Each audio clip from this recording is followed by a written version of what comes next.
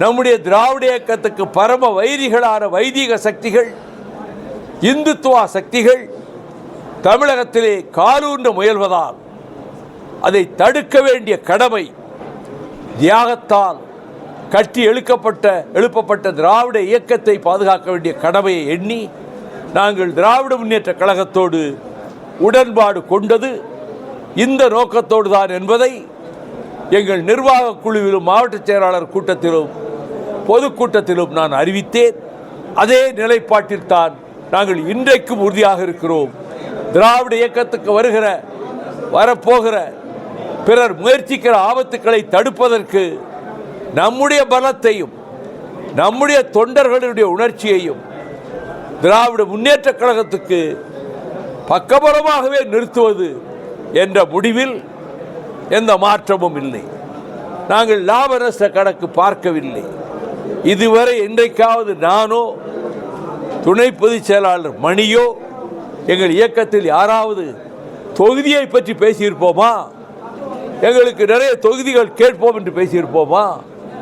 எந்த இடத்திலும் கிடையாது. அதை பற்றி பேச வேண்டிய நேரத்தில் பேச்சுவார்த்தை நடக்கிற போது அது அப்பொழுது பேச வேண்டிய பேச்சு. இப்பொழுதே நாங்கள் இத்தனை இடங்கள் கேட்போம் என்று எந்த விதமான நெருடலையும் ஆளுகிற கட்சிக்கு கொடுக்க வைகோ தயாராக இல்லை. மறுமலர்ச்சி திமுக கழகம் அதற்கு தயாராக இல்லை.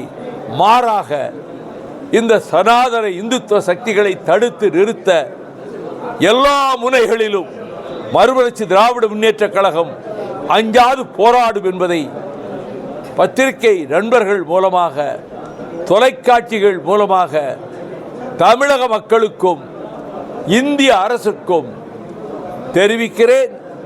இந்திய அரசுக்கு எச்சரிக்கையாக சொல்லி வைக்கிறேன்.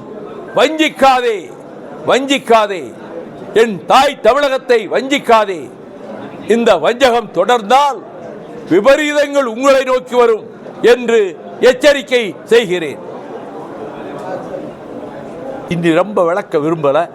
Modi is totally against Tamil Nadu. காவல்துறை கண்மூடி கண் திறப்பதற்குள் கடமையை செய்கிறது. கோவையிலே நடைபெற்ற கொடூரமான அந்த இளம்பெண் நாசமாக்கப்பட்டதில் 24 மணி நேரத்திற்குள் அந்த பாதகத்தை செய்த படுபாவிகளை கைது செய்தது. காவல்துறை தன் கடமையை முறையாகத்தான் செய்கிறது.